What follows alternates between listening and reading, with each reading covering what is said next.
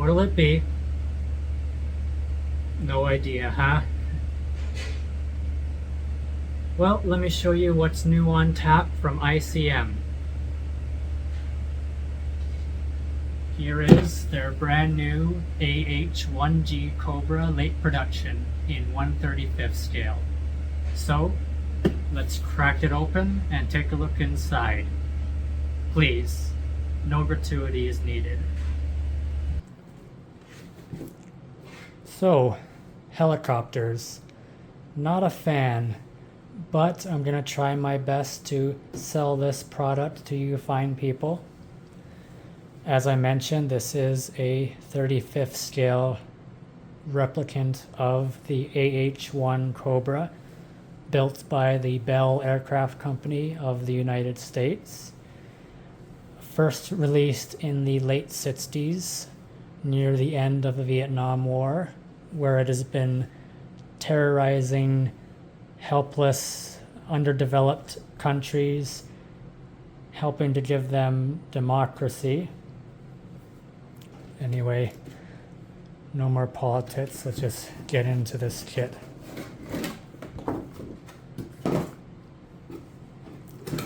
And it comes in the traditional ICM box within a box.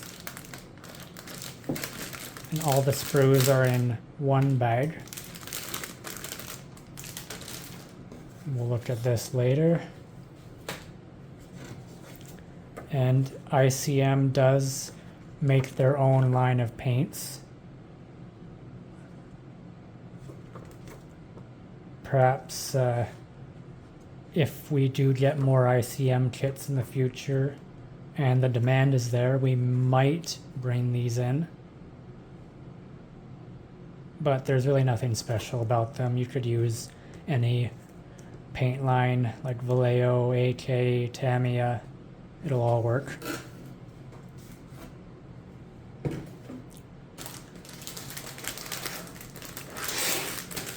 ICM kits have the very easy to open sticky side of their bags.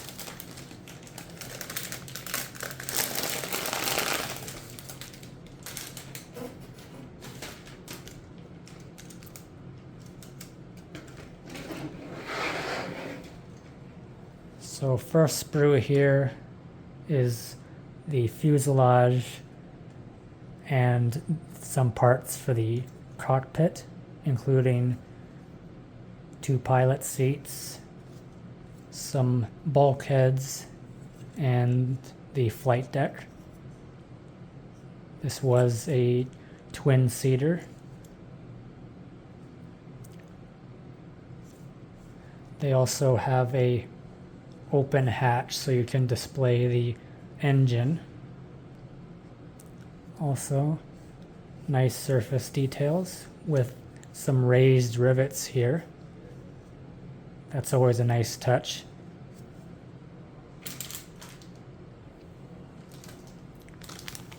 This net sprue, the clear parts. Not too many of them.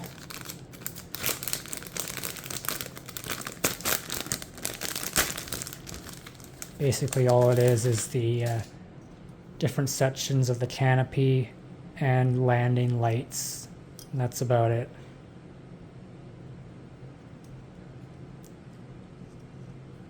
And they are very, very clear. No added work needed.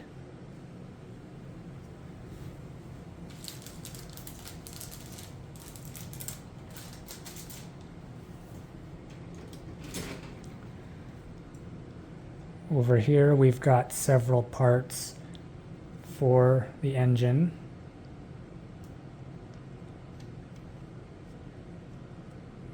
These would be the, what would you call it, holdings for the propeller blades.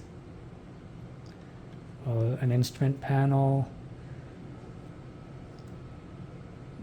the elevators, which come in halves, as well as the landing skids.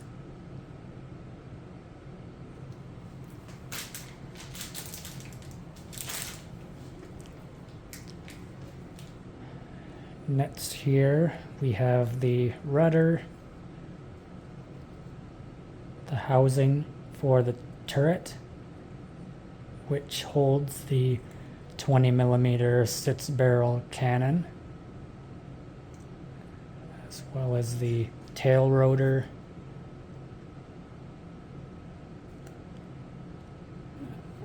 I wouldn't think that these are the props, but I think they are. They just seem very thick to me.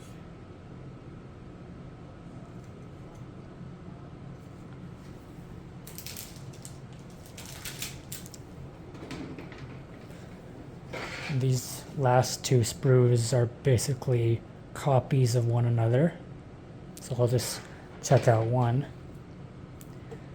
And it looks to mostly be parts for the vast array of armament you get here, including the aforementioned 6-barrel cannon. I believe this also had the option of a grenade launcher, as well as missiles.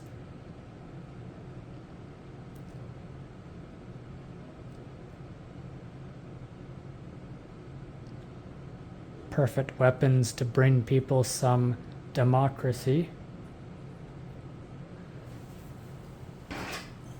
Okay, I promise I'll stop.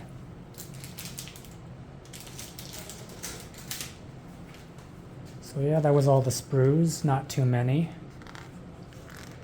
Instructions feature a brief bio of the aircraft.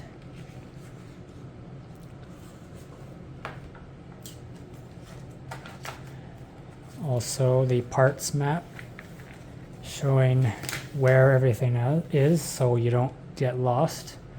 And anything highlighted in orange basically means it's not being used here.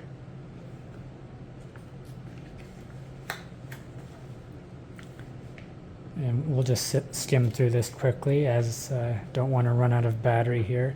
Starting in the cockpit with the seats, the instrument panel, then you begin work on the engine.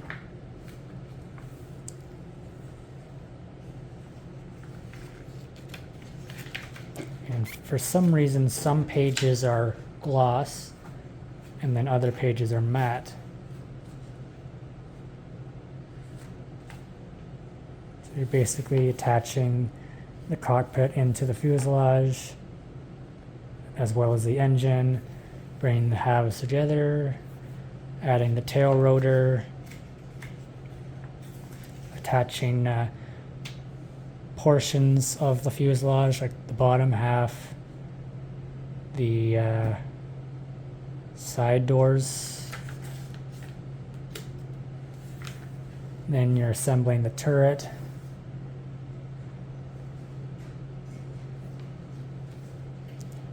They're also nice enough to mention that if you are going with the specific paint scheme that has the shark mouth on it, to attach the turret later so that you don't put yourself in a difficult situation.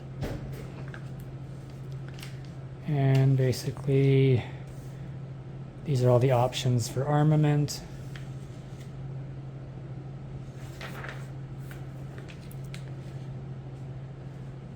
Attaching pylons and stuff, and the elevators, the landing skids, the canopy,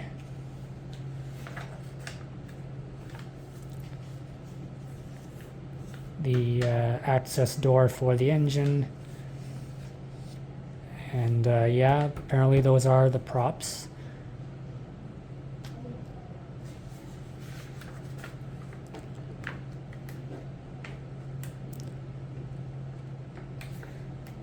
And some wheels here, which I believe are optional depending on which variant you're doing.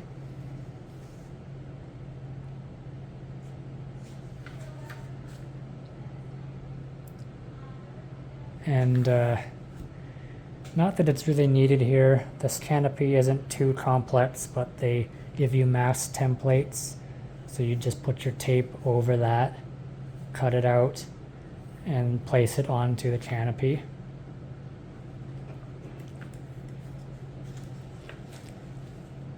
And then here you've got your marking schemes, which there are 5 different ones, 2 of which feature the shark mouth. And they're basically all schemes from late in the Vietnam War, early 70s.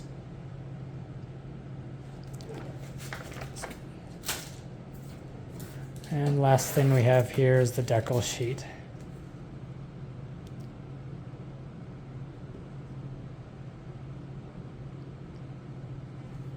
So most of it is just stencils.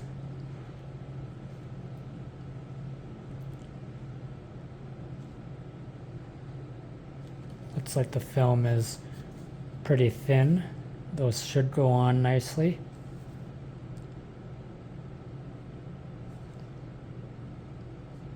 Yeah, looks good.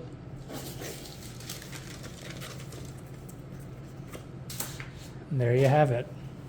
In conclusion, as I close the store, ICM are a very good manufacturer. Their AH-1 here is no exception. I don't know what it is about Eastern Europe, but they're pretty good at making model kits. So you can pick one up for yourself at Sunward Hobbies, in-store or online. Thank you very much for watching. Be sure to like, comment, subscribe, and until the next one, adios.